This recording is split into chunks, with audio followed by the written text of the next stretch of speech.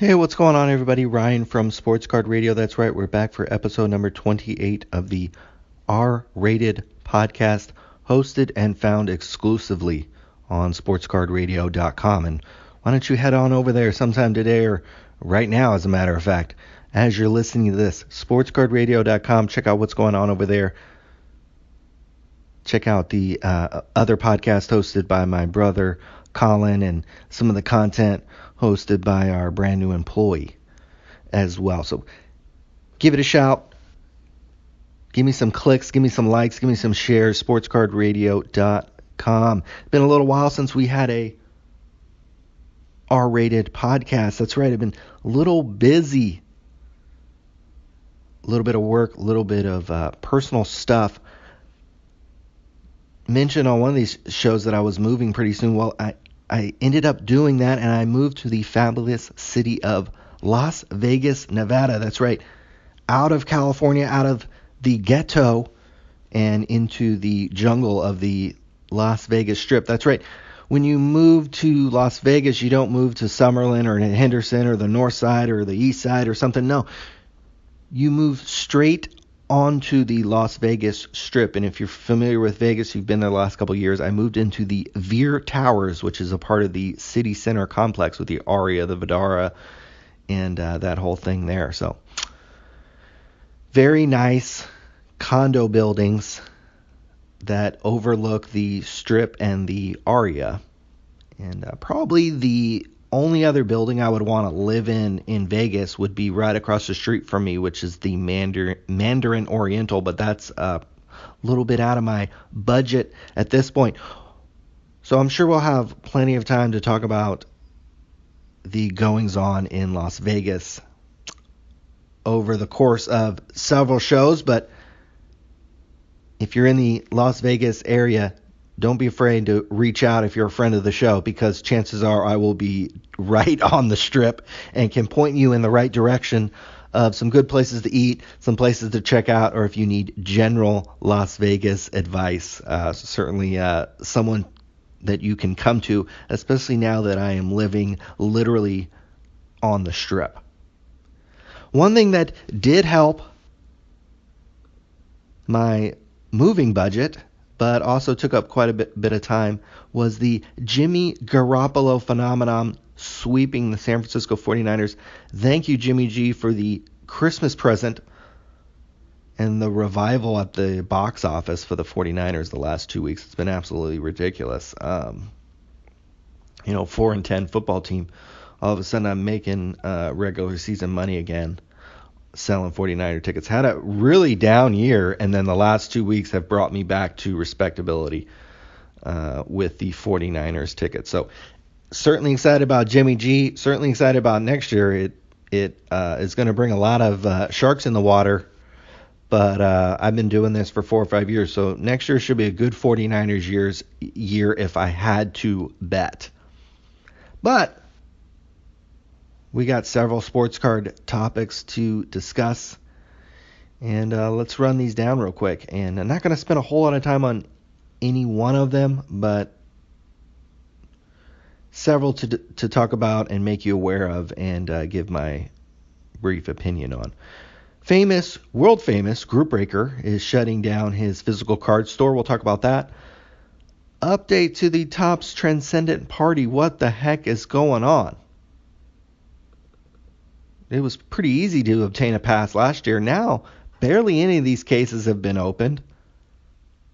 The deadline to RSVP for the Topps Transcendent Party is coming up. They've extended it, but it's still coming up. Topps really dropped the ball here. I'll discuss, the problem with these super high-end products. A semi-famous gaming card store, Sports & More, MVP Sports & More, in Lancaster, Pennsylvania, well known for blowing out kind of pre-sales and product, Magic the Gathering and Pokemon product on eBay for dang near wholesale price, free shipping. Sells thousands of boxes, typically of each new release, or most releases, Magic and Pokemon, and has infuriated sports card dealers across the country and online And we'll discuss a little bit what the heck is going on here, because nobody can figure out how he can sell thousands of boxes at a price that is just nobody could make money at that price. Probably not even a Magic or Pokemon themselves. So we'll discuss what could be going on there. Why would a guy just almost intentionally lose money or have the appearance of intentionally losing money? Couple theories that are floating around about this guy. Brief update on to the pricing of NBA products this year. Again, this is supposed to be a super hot NBA draft class year, so we'll give the update on some of the early season pricing and how that's going, with Panini. Update also, remember we talked about on one of these shows about Lonzo Ball, potential fake autographs, and maybe they were even signed by his father. Well, indirectly, Lonzo has given an update to this himself, and even some video proof. So a great update on the Lonzo Ball autograph situation. Brief discussion on the lead times and grading. This is absolutely ridiculous. I think it's well known, these companies are bogged down. It takes forever to send your cards in and get them back. This is absolutely ridiculous. It's taking 16 to 20 weeks in some cases.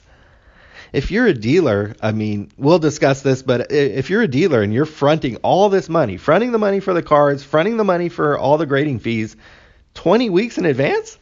5 months in advance? You guys might as well just buy season ticket packages. It's freaking ridiculous, but we'll discuss that a little bit. We'll give my yearly check on my cards results, since we're literally right at the end of the year and I've turned off all my sales and I probably won't sell that many more cards on check on my cards, but we had a banner year on check on my cards, one of my best years ever. I'll talk about, how many cards I sold, how much money I made. Was able to figure that out pretty quickly. We'll give you an update there. Also, in the last 30 days, I've become a top 10 seller on check on my cards. So, been moving through a lot of inventory. I'll briefly discuss why I did that. Counting down the clock here for a possible check on my cards fee change, but we'll see if that materializes in the last here a couple days in December. Also, brief update on my Amazon Black Friday and Christmas sales, which have been explosive and extremely encouraging as I head into the new year and looking to invest. Even today, I'm going to place some orders on some Amazon stuff I'm going to send to Amazon. So super excited about Amazon, and the numbers really bear out why I should be excited. So there you go. Bunch of topics, but we'll try to move through them. So let's get going. Back to the world famous group breaker closing his physical store. That person is Cards Infinity, Chris from Cards Infinity. Maybe some of you guys know this. Kind of one of the original kind of breakers online, personal box breakers online. But as of December 22nd, he will be shutting down his physical card store. He is going to continue breaking. He's moving to North Carolina to live with his girlfriend. And he's thinking about possibly just an extra room in the apartment or house that they're living in, setting up and doing breaks there. So quick update. Pretty much anybody who's ever watched some videos on YouTube or is familiar with the breaking community should know this guy and has probably watched his videos and maybe a fan of his and maybe bought something from him. So shutting down the physical store, I know that was never a big money maker for him anyways, but gonna go solo, so to speak, in North Carolina. So just an update there at how difficult it is even for guys who have such a huge following online to keep a card store going and the expenses there. It's absolutely ridiculous that these manufacturers and the distributors and the industry itself, it just continues to try to, quote, save the hobby shop and all that stuff. You're just wasting these guys' money. You're wasting Chris's from Cards Infinity's money, making them have a hobby shop. You're wasting all these group breakers who have opened these kind of, quote, unquote, hobby stores. Some of them are probably fake. Some of them are probably real. You're wasting all these guys' money. It's just absolutely stupid. Everything's moving online. The entire hobby has moved online before really anything else. But, before even e-commerce really has. eBay eBay has been the number one place to buy cards for many years. And now we're seeing other channels. Check out my cards, Amazon, all the big box sellers, DA and Blowout and stuff. That's where you're buying boxes nowadays. You're not going into a hobby store. It's absolutely ridiculous. So, probably a smart move there by Chris from Cards Infinity to close his card store. Another thing that is ridiculous is that I got $4,000 burning a hole in my pocket trying to buy a pass to this Topps Transcendent party. We're going to try to keep this show curse free, but I'm doing everything I can right now not to drop an F-bomb here. I found out pretty early on that, hey, it was going to cost me a little bit more this year to go to this party for probably a couple different reasons. One, the cat's out of the bag that this thing's a straight come up. You're pretty much an idiot if you don't go to this party, or if you're blowing your money on cards and you don't go to this party. So it's going to cost a little bit more. It also appears, I'm pretty sure you're going to get an Aaron Judge rookie set, similar to the Chris Bryant set last year, because all the 101 Aaron Judge autographs from Transcendent that you get per box, it's made the same way as those Chris Bryant cards. So I think you're getting an unautographed set, which, what are those? Those are going to be worth what? $100, $200 each times 60 cards, or 66 cards, or however many cards they're going to make. The Judge set could be a straight come up. The Judge set could be $4,000, $5,000 all in its own. So I knew I was going to have to pay a little bit more, but nobody's breaking this stuff. Topps had an RSVP deadline for this party for January 2nd. That's like 3 or 4 days from now. Barely a third of the product has been opened. Or maybe not even a third of the product has been opened. Topps definitely just dropped the price. Steel City, I just saw before I recorded this podcast, is going to open 4 personal boxes and do a group break. So they got 5 boxes. Guarantee they didn't pay whatever the full price was. Topps allocated this out of the gate, tried to get everybody involved. You know how this should have been fucking sold? And I just dropped the F-bomb there, so I apologize. It should have been exclusive to one group breaker, or Topps should have done it themselves. It's too complicated to go on these secret underground hacked websites, find out how do you buy into this stuff. I don't care how many whales or ballers or all this kind of stuff. The group breaking niche is not big enough to support opening 87 boxes at $25,000 a clip in 2 weeks. It's just not going to happen. Maybe over 3 months. But they literally were trying to open 86 boxes of this in 2 weeks. That's how much time Topps is given for this. It's just not going to happen. And if you take away the spot to the party, you're taking away, one of the main draws, one of the main hits in the box. Once the party happens, or once the expiration to RSVP happens, you take away $3,000 from that product. It's not a very good product. It's the end of the year. Nobody gives a shit anymore. Aaron Judge is who he is. There's going to be another Baskin-Robbins flavor next year, guys. Aaron Judge will be hitting, 220 out of the gate. He'll have a couple home runs. He's washed up. And you guys will be on sucking some other guy's dick. We're just gonna blow out. We're just gonna make this our rate and just blow this out of the water. So hopefully you put the kids to bed and don't have this right. If you are one of the 5 hobby shops going, hopefully you don't have this going when with customers in the door or something. But so there you go. Topps, honestly, it was easier last year when one breaker pretty much broke it all. Blowout cards. He pretty much broke it all. Easier to find that person. Easier to understand. Easier to know where to go to buy it. When you have 18 different group breakers open in this stuff, it gets confusing. These guys can barely sell one box out. And then they're on to the next football product or on to the next basketball product. So it's an absolute joke. Topps just absolutely just drops the ball on this. Why they come out with it at this time around Christmas when people got bills and Christmas gifts and traveling and doing all this stuff, have no idea. I'm sure the many card geniuses out there or the employees themselves have some excuse or some reasoning or some, perfect explanation, but it's fucking retarded. Moving on, if you've ever bought any Magic the Gathering or Pokemon boxes on eBay, you might have bought from Sports and More. MVP Sports and More, hobby store out of Lancaster, Pennsylvania.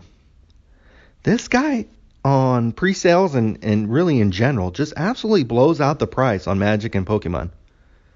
Right at wholesale price and free shipping on eBay.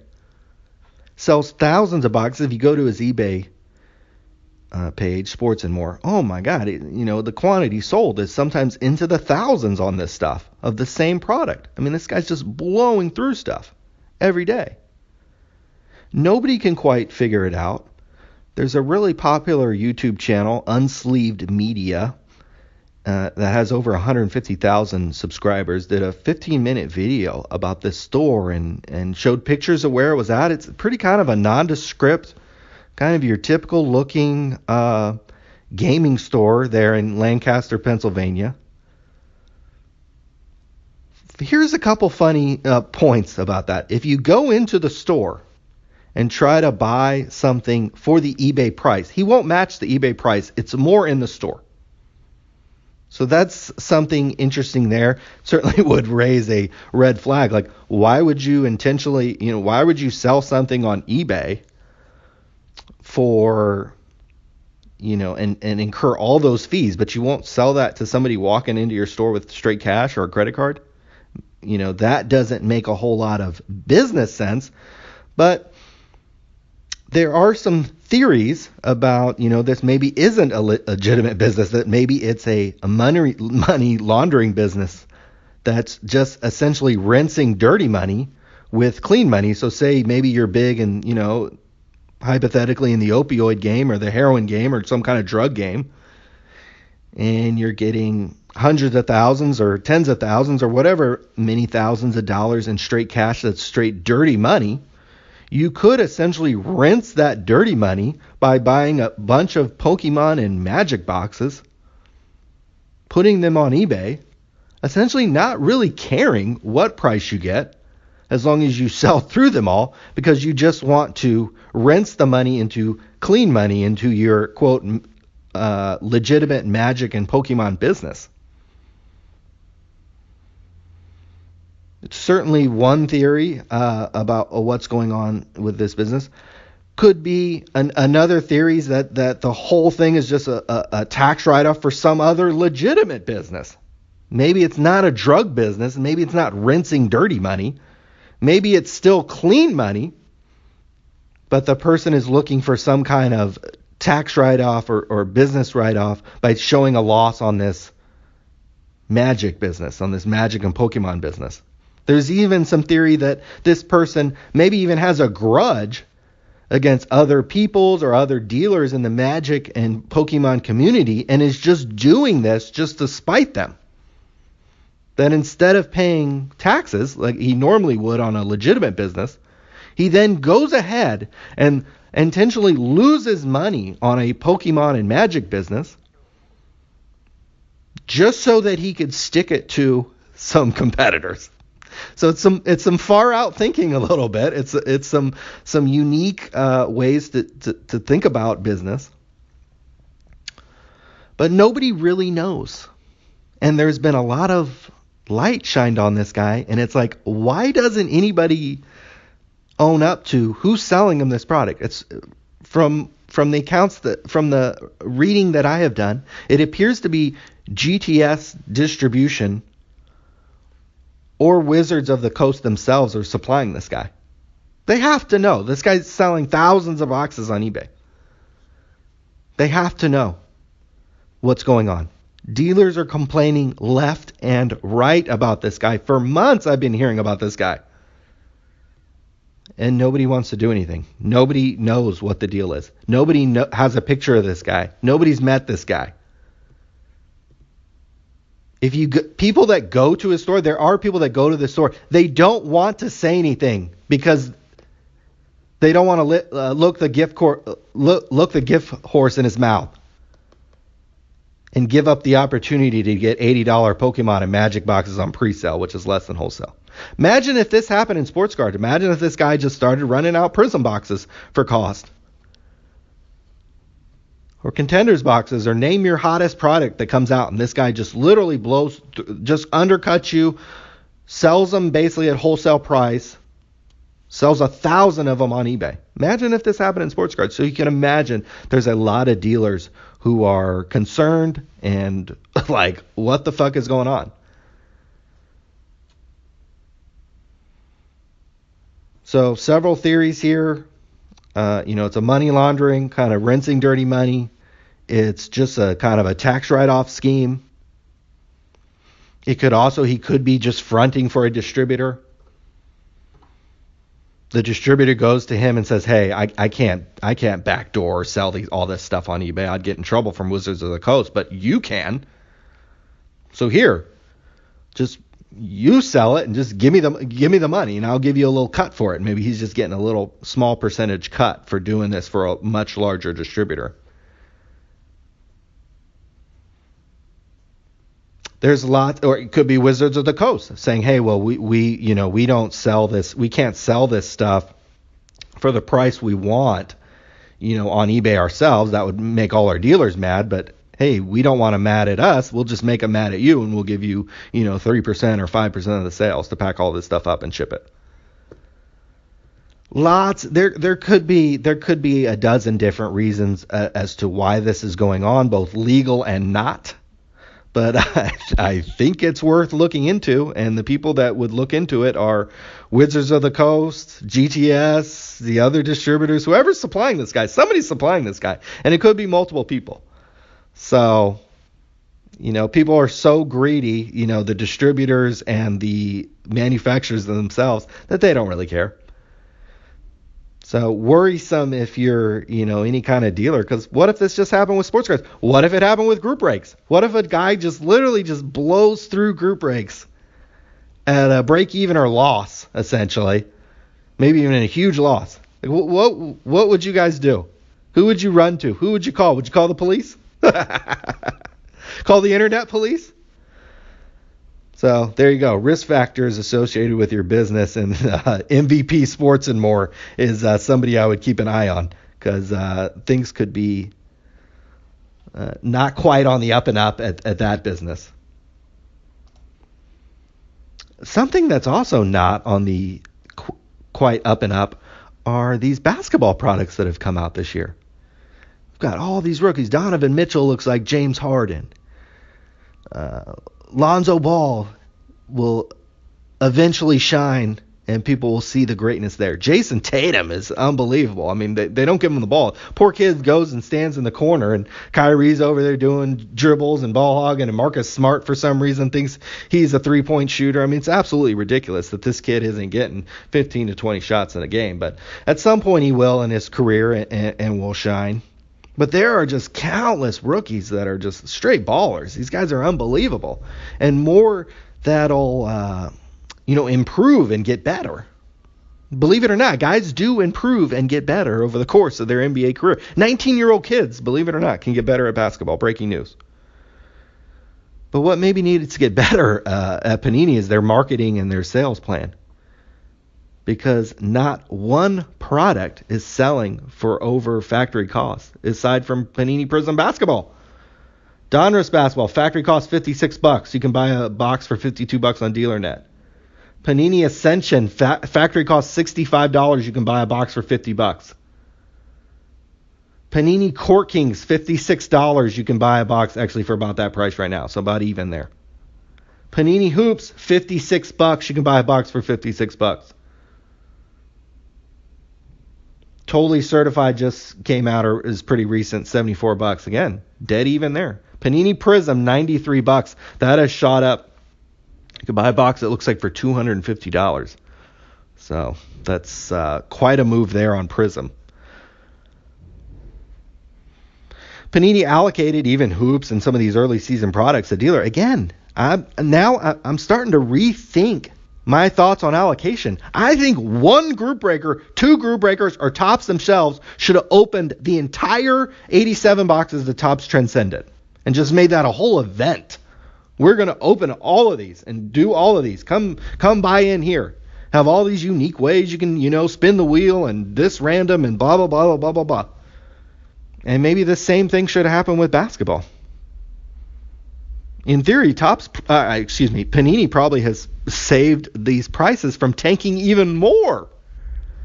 Because what would have happened is some of these dealers would have bought all this stuff. It wouldn't have sold, or they don't have very good marketing, or it wouldn't have sold, and they would have had to blow some of this stuff out. Literally, some of these boxes would be cheaper.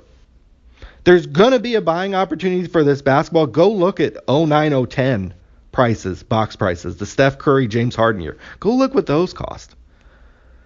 Go look what some of these key rookie years cost. 03, 04. I mean, that's going back quite a ways, but landscape's pretty much the same. This stuff will eventually dry up.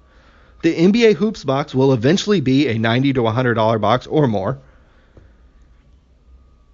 Prism won't be the only expensive box from this year. If I were to guess, I would guess all of these products will be selling for above cost in a year to two to certainly 3 years out. When you look at the talent and the depth, Kyle Kuzma, good Lord, guy was the 27th pick of the draft. There's so many good players that I've seen, that I've watched. There's 2 on the Lakers. And there's 1 really good one on the Celtics. So 2 of the marquee franchises. And what is it, Ntilikina, or the guy on the Knicks? He's decent too. He's not bad either. Lots of good players on lots of key teams. You know, some of them won't reach their full potential, but a lot of them will. And some of them are going to be MVP. And the other night I had a bet on the Jazz Celtics games. And Donovan Mitchell, I was watching them sweating that game. I had the bet on the Jazz. Donovan Mitchell looked like James Harden. Just stitching 28-foot jumpers in people's faces, driving in, getting the fouls, lay-ins, three-point plays. And the guy's unbelievable. So a little update there on. Long story short, there's going to be a buying opportunity for this basketball stuff. And as more products come out, and as Panini's marketing is so weak, and these dealers are so weak, they have a 7-day attention span. They can't sell it in the first 7 days it comes out. They're on to the next thing. It's going to be a buying opportunity for all this basketball stuff. It's going to be just an opportunity, a matter of, do you have a closet and some storage space to sit on this stuff for a year or 2 or 3 years, because it's certainly going to double in price. Update on the Lonzo Ball autograph discrepancy that we talked about on a couple episodes ago, about even if Lonzo, a situation where maybe people were thinking Lonzo didn't sign some cards. There is a great Facebook show called Ball in the Family. It's on season 2. If you are a Lonzo fan or a Lakers fan, it is an absolutely must watch. It's dripping wet. On one of the very recent episodes, I don't think it was the last one, it was the one before that, Lonzo is going in and he's looking over his clothing line with the designers of his clothing lines, and on one of the shirts is his autograph. And he says, this is all on camera, all on Facebook. You can find this show on Facebook. Lonzo says on camera, no, that's not my autograph. Let me show you my autograph now. So he sits down, he signs his new autograph and shows him, and he does that all on camera. And I think if you look at that, and you look at kind of the discrepancies in some of his early season signatures, I think this clears it up. The guy clearly changed his signature. He clearly had the thought process to do that. And if you go to Ball in the Family episode, season 2,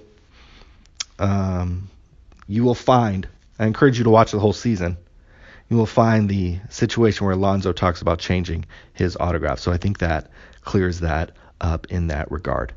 Moving on, briefly want to talk about lead times and grading. This is absolutely ridiculous. I submitted a Kristaps Porzingis card to be graded through Check Out My Cards. It's been over 18 weeks now since that card got sent in. I don't, this is really hard for dealers, and I guess you have to pay up for the service times, the 10-day times, and, that's why PSA and BGS has all these, tiers, these service time tiers, but it's unbelievable to me that dealers, front not only the money for the card itself, but are also fronting all this money off for the grading service weeks and months in advance. It's absolutely ridiculous. And it's a reason why not a whole lot of dealers can get rich. It's a reason why only certain dealers, become big, because they either got a huge investment or have been at it for a long time or can keep reinvesting the money over and over. Because for 15, 16 weeks, your money's going to be just hanging out to dry over at the warehouses over at PSA and BGS. I mean, to give you an example with these 49er tickets, I'm buying tickets the week of and selling them 2 days later. I'm buying $15,000 to $25,000 in Niner tickets the week of the fucking game and selling them that week and getting paid 24 hours later after the ticket sell. I'm not buying $25,000 in San Francisco 49ers tickets 16 weeks in advance. I can't think of something more stupid, more risky, or more dumb.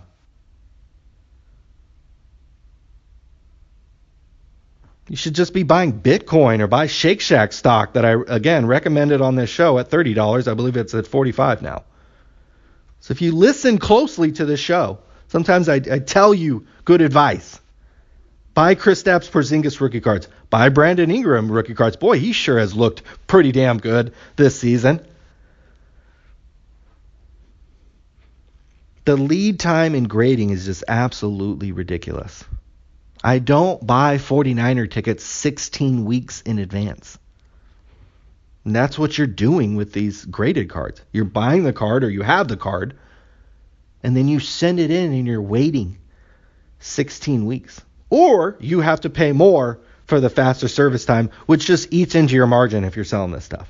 So certain guys are going to be able to make it work. Certain guys that have the financing, certain guys that has the discipline, certain guys that have the patience, or certain guys that can make the better service times work for them,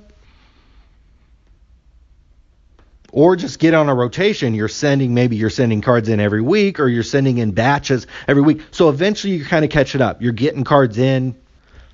But think about this. One of the huge issues with this lead time is, hey, Trevor Story could be hot in April, but 16 weeks later he could be leading the major league in strikeouts, and he sucks. Steven Strasburg could be the hottest thing the sports card world had ever seen in 2010, and then by August his arm blew out, and maybe you had all your cards sitting in there. You just got, or you're about to get them back. I mean, I'm sure there's stories of that. Boy, I sent it in when the guy was red hot, and I got it back, and he was ice cold. So just so many tremendous problems with grading itself, and just the whole nature of it is really wacky. And but again, it's something that collectors rely on and the community relies on, and it's become a huge business and huge moneymaker for both PSA and Beckett. But a little bit of a money maker for me this year, not a huge money, but my check on my card sale. And recently I hit the, I became a top 10 seller in the last 30 days on Check Out My Cards as I'm blowing out inventory for a number of different reasons. But here's how my year went.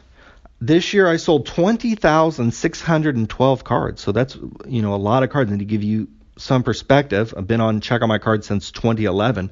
It's my second highest total ever. Biggest total ever was 2012. I sold 34,000 cards. It's unbelievable. So I sold 20,000 cards this year, and total sales $6,569. Again, that is actually the second most compared to 2012. I just had an unbelievable 2012. I sold $14,000 worth of stuff on Check Out My Cards in 2012. So huge year in 2012. 2017, again, sold 20,000 cards, 6,500 in sales, deposited $0. Sent in 0 cards. This is all just reinvesting the money. Mostly from 2012, it looks like. And just keep turning that money over and over and over and over again. And I never cash out, or rarely cash out.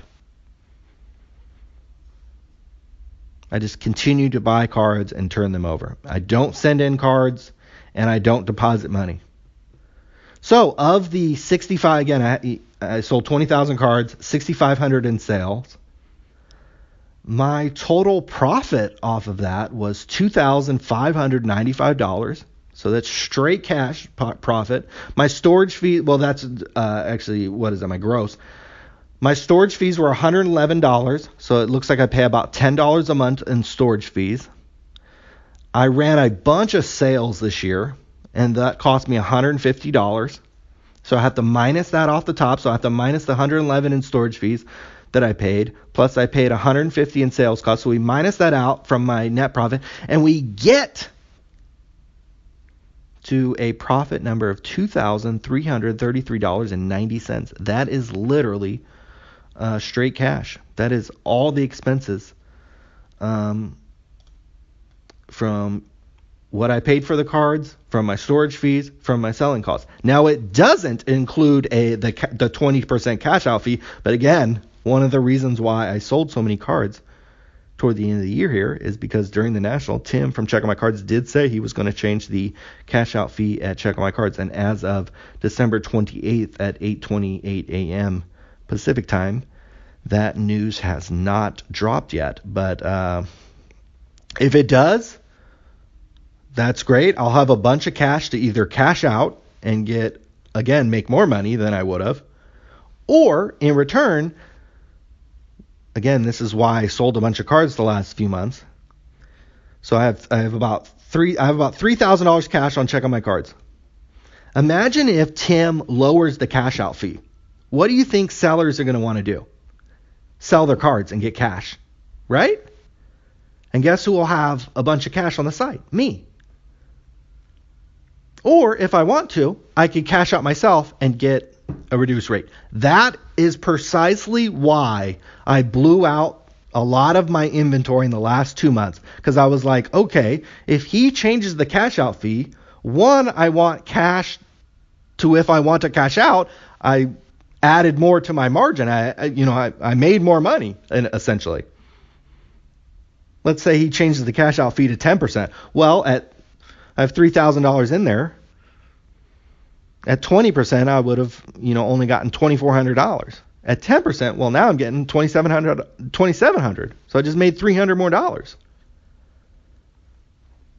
If he changes the cash out fee from 20 to 10. Or what I could do is if he makes that announcement, a bunch of sellers are going to be like, ooh, I want my money now. Ooh, I need some cash. Ooh, this is a good deal. Let me just unload these cards. And guess who will have cash to buy them? Me. Doesn't take me that long to come up with these strategies. Certainly not a whole lot of time spent grinding over this Check On My Card stuff. I'm certainly not going to grind over $2,333 for an entire year. I mean, you can make that in one 49er game.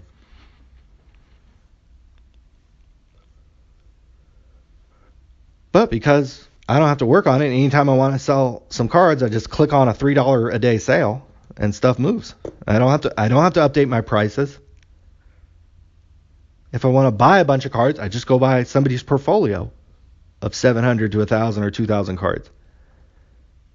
Make one transaction, price them one time, and if I ever need to reprice them, just run a sale. Check On My Cards has become a lot easier. You used to, back in the 2012 days, go through your inventory and reprice everything. Now you don't have to do that. Now you can just spend the money and run a sale.